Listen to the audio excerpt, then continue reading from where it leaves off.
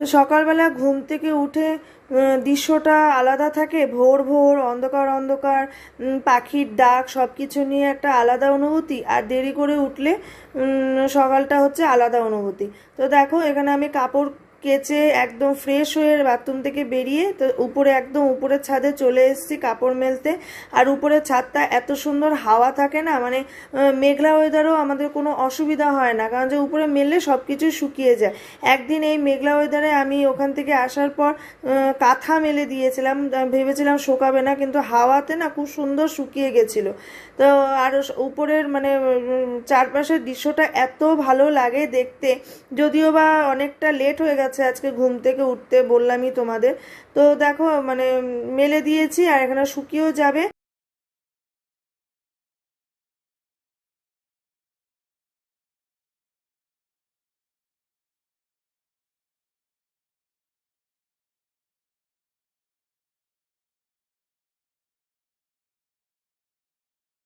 সকাল বন্ধুরা, আশা করছি তোমরা সবাই ভালো আছো। তো আমরাও ভালো আছি। আজকে হচ্ছে রোববার আর এখন প্রায় 10টার মতন বাজে, কারণ যে ঘুম থেকে উঠেছি 9:05-10-এ। তো আজকে রোববার বলে লেট করেছি ঘুম থেকে উঠতে, কারণ যে কাল থেকে আবার তো সেই 5টা। রুনের কাল পরীক্ষাও আছে। তো দেখতে থাকো সারাদিন কি করি না করি। আর চাটা নিয়ে দেখলেই তো বসেছি, তো চা লুচি বিস্কুট এগুলো খেয়ে সকালটা শুরু করব, মানে ব্রেকফাস্টও বলতে পারো এগুলোই। আর সবচাইতে গ্যাসের হচ্ছে, মানে গ্যাস হওয়ার ব্যাপারটা হচ্ছে দুধ চা সাথে লুচি। এটা যে কি পরিমাণ ক্ষতিকর, কিন্তু আমি না খেতে ভীষণ পছন্দ করি। লুচি হলেই বলি সকালবেলা খাবো, আর বাসি লুচি দেখবে খেতেও ভালো লাগে। তা যদি বলে যে সবচাইতে ক্ষতিকর জিনিসগুলো তুমি খাও, কিন্তু আমার তো ভালো লাগে, কি করব। তো চলো আর বেশি কথা বলছি না, সারাদিন কি করছি না করছি তোমরা দেখতে থাকো, সাথে থাকো।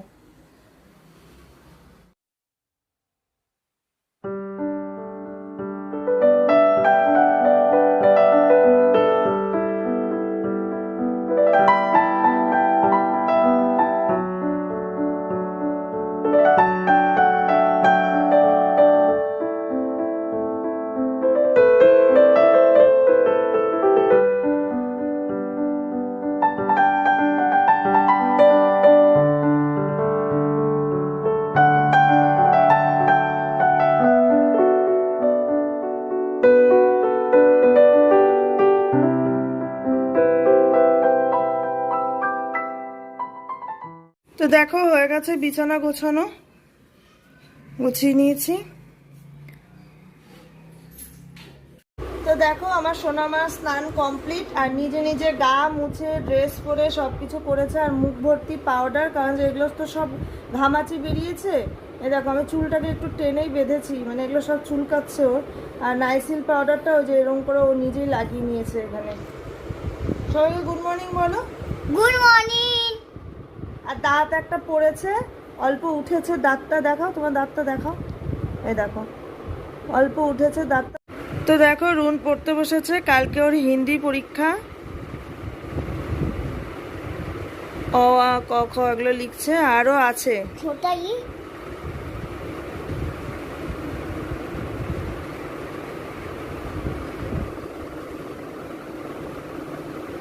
চলো রান্নাঘরে যাই। তো এই যে চা আজকে হবে হচ্ছে চানা, মানে এই যে ছোলাটা হবে ঘুগনির মতন। আলু দেবো না, এটা না ওই মশলা দিয়ে পুরো কষিয়ে কষিয়ে করবো, আলুটা দিলে আবার বেশি হয়ে যাবে। বাটা মশলা দিয়ে করব, পুরো কষিয়ে কষিয়ে একটু তেলটা দিয়ে ভালো করে করব। হচ্ছে ডিমের কষা, তো যদি বলে এক কষা করো, এক কষা দিয়ে হয়ে যাবে। তো আজকে দুপুরে হচ্ছে এক কষা আর ভাত। আর ভাতটা এখানে হয়ে গেছে, করে নিয়েছি। তো দেখো এই যে দেখালাম ছোলার ডিম করব। তো এখানে হচ্ছে আমি যে পেঁয়াজ আর টমেটোটা বেটে নেব, আর এই যে আদা রসুনের পেস্টটা আছে এটা ব্যবহার করে নেবো, সেদিন জয়দীপ এনেছে। তো চলো করে নিই রান্নাটা। তো দেখো এখানে হচ্ছে ডিম আর ঘুগনির জন্য মশলা আমি বেটে নেব। তো এখানে নিয়েছি পেঁয়াজ, একটা লঙ্কা, আদা রসুন পেস্ট আর টমেটো। তো এটা বেটে রেডি করে দিই, তো জয়দীপ রান্নাটা করে নিতে পারবে।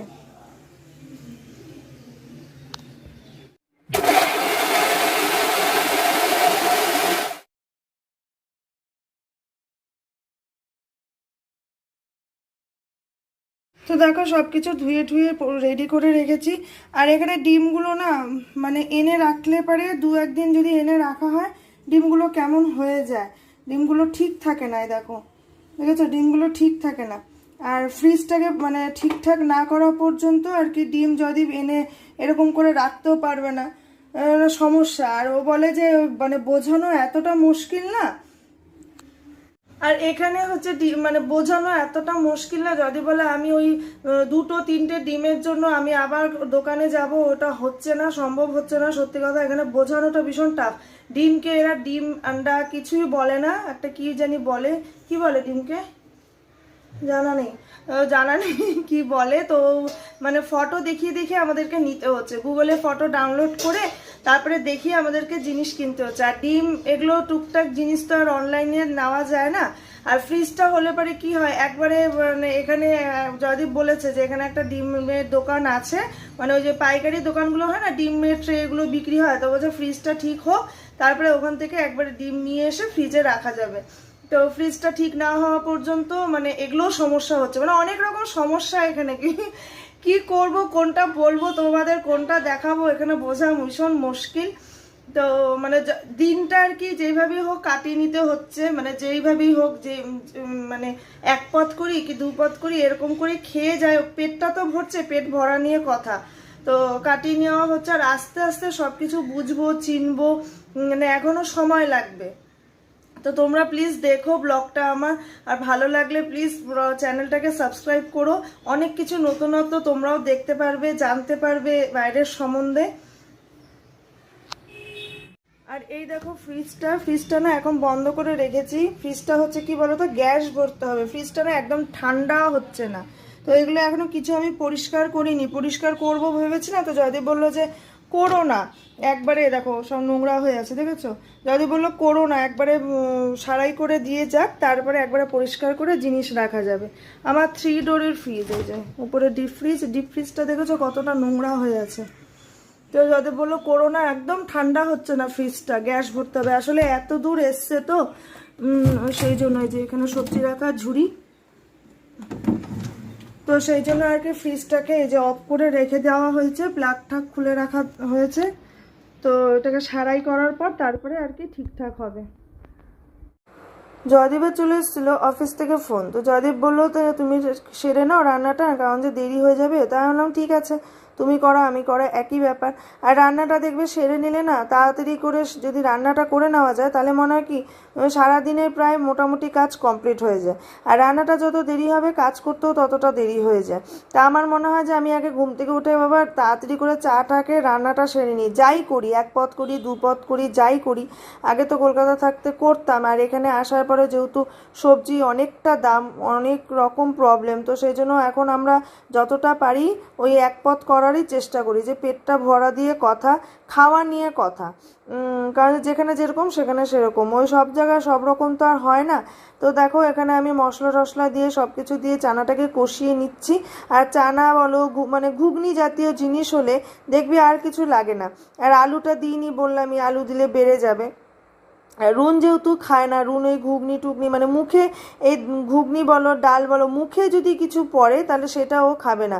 মানে ডালটা করলেও পুরো আমাকে একদম গলিয়ে ফেলতে হবে, বুঝলে তো, মানে মুখে ফেললে গেলে ও খাবে না। তো এখানে রান্নাটা করে নিয়ে এবার আমি প্রেশার কুকারে দিয়ে দিচ্ছি। আর এখানে জলটা এতটাই বাজে না যে প্রেশার কুকার ছাড়া কোনো রান্নাই সম্ভব না, সিদ্ধই হতে চায় না। তো দেখো কি সুন্দর আমার ঘুগনিটা সিদ্ধ হয়ে গেছে।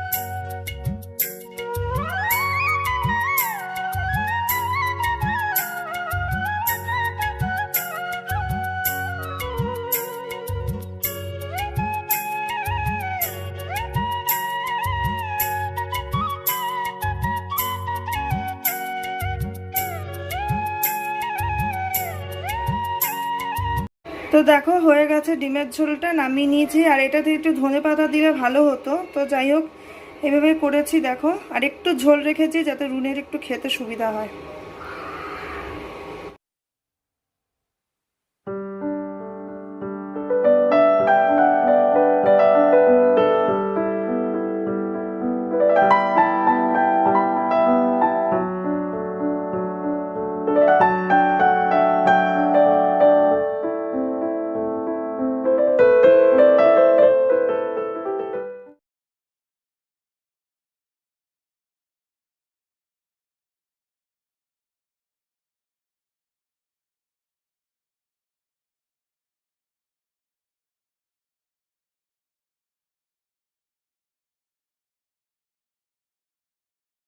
তো দেখো এখানে মেথিটা নিয়ে নিয়েছি, আর এখানে হচ্ছে এই অ্যালোভেরা।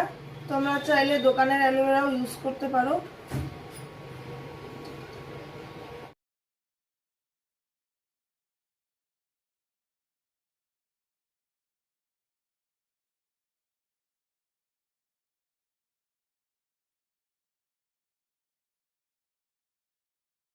দেখো এটা আমি এখানে ঢেলে নিয়েছি। ওই সকালে দেখালাম না তোমাদের, পেস্টটা করেছিলাম, তো ওইটা এরকম করে রেখে দিয়েছিলাম এই জারে। তা এখন ঢেলে নিচ্ছি, জয়দীপকে একটু লাগিয়ে দেব, পরে আমি লাগাবো। বেশিক্ষণ রাখতে নেই তো, অল্প সময়টা রাখতে হয়, ওই 10 থেকে 15 মিনিট রাখলেই হয়। তো এখন আমার দেরি আছে স্নান করতে, ঘর ঝাড়া মোছা পরিষ্কার করব, তারপরে গিয়ে স্নান করব। তো জয়দীপ স্নানে ঢুকবে, তা আমি বললাম দাও তোমাকেও তাহলে লাগিয়ে দিই। আর আমি যে কোনো প্যাক আমি নিজে মানে যখন বানাই আমি না মেয়েকেও লাগাই, জয়দীপকেও লাগিয়ে দিই, নিজেও লাগাই, সবারই হয় আর কি। তো এখানে আমি কি কি দিয়েছি তোমাদের বলা হয়নি। এখানে দিয়েছি অ্যালোভেরা জেল আর দিয়েছি মেথি। তো এখানে তোমরা কারি পাতাও দিতে পারো, ভিটামিন ইও দিতে পারো। তো এখানে যেহেতু আমার মানে আমি দুটোই দিয়েছি, আজকে দুটোই লাগাবো। যেদিন আবার ওগুলো লাগাবো সেদিন আবার তোমাদের সাথে শেয়ার করব। ওগুলো দিয়েও আমি লাগাই, টক দই দিতে পারো। তো আজকে আর কিছু দিইনি, আমি শুধু তো অ্যালোভেরা গাছের পাল্পটা দিয়েছি আর মেথি দিয়েছি, আর কিছুই দিইনি। তো এইভাবেও তোমরা লাগাতে পারো। তো দেখো লাগিয়ে দিয়েছি, এটা 10 থেকে 15 মিনিট রাখলেই হবে। তো এইভাবে, ও তো ছোট চুল, তো হয়ে গেছে।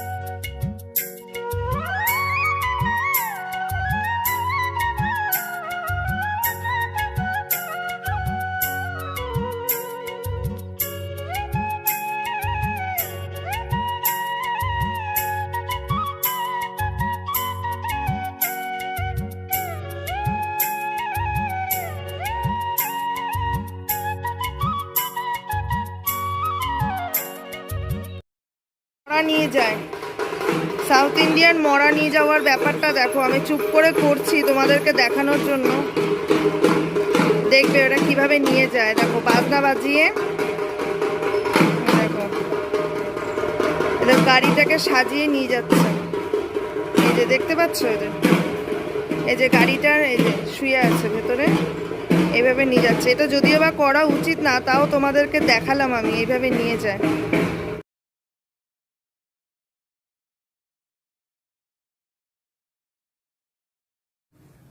Good evening friends. তো সন্ধ্যা দিয়ে উঠলাম আর দুপুরবেলা ঘুমাইনি, স্নান টান করে উঠে রুনকে একটা মানে শ্যুট করিয়েছি। তো সেটা তোমরা মহালয়ার দিন পাবে, মহালয়ারই শ্যুট। তো সেগুলো হচ্ছে তোমরা মহালয়ার দিন পাবে আর কি। তো সারাটা দুপুর ওকে সাজানো গোছানো, তারপরে ওকে নিয়ে আর কি ছাদের মধ্যেই করিয়েছি। এখানে তো আর অন্য কোথাও জায়গা নেই, ছাদেই করাতে হবে। তো এইসব শ্যুট করিয়ে এখন ঘরে এসছি, ঘরে এসে সন্ধ্যা দেওয়া হলো। জয়দীপই চা বানালো বিকালে, তো বলেইছিলাম ও বাড়িতে থাকলে ওই চা করে। আর আমি রুনকে নিয়ে পড়তে বসিয়েছি, ও যেহেতু ঘুমায়নি তাই না, তুই পড়তে বস, তাহলে তাড়াতাড়ি পড়াটা হয়ে গেলে খেয়ে দিয়ে শুয়ে পড়তে পারবে, কারণ যে কালকে সকালে আবার পরীক্ষা আছে। আর দুটো করে পরীক্ষা, মানে লেখা হিন্দি আছে, আবার হচ্ছে তোমার হিন্দি হচ্ছে ওরাল, আর লিখিত হচ্ছে হিন্দি আর ম্যাথ। তো দুটো আছে। তো সেজন্য বললাম যে করে নে, পড়াটা করে নিলে তাড়াতাড়ি করে ঘুমাতে পারবে। তো চলো চা খাই। তো ফ্রেন্ডস, অনেকক্ষণ বাদে এলাম আর এখন বাজে রাত্রি 11টা। তো আমাদের খাওয়া দাওয়া কমপ্লিট করে নিয়েছি। তো দিনে তো দেখলেই তোমরা ঘুগনিটা বানিয়েছিলাম। তো জয়দীপ রাত্রে ওই চাপাটি নিয়ে এসেছিলো কিনে, মানে এখানে একটা দোকানে পাওয়া যায়, ওই সাইরাম বলে একটা দোকান আছে। তো ওখানে মানে চাপাটি হচ্ছে কি বলতো, তেলের মধ্যে রুটিটাকে ভেজে দেওয়া, রুটি ঠিক না, মানে ওটা দিয়ে নাকি ওরা লুচিও বানায়, ওটা দিয়ে ওরা যে পরোটা খাবে পরোটাও বানায়, মানে এরকম টাইপের।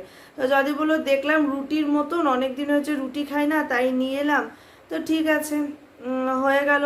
মোটামুটি লেগেছে, খুব একটা ভালো লাগেনি। আর প্রচণ্ড ঘুম পাচ্ছে, মানে আর চোখ তাকাতে পারছি না। তো আজকের মতন এখানেই ব্লগটাকে এন্ড করছি। সবাই ভালো থেকো, সুস্থ থেকো। কালকে আবার নতুন একটা ব্লগ নিয়ে তোমাদের সামনে চলে আসবো।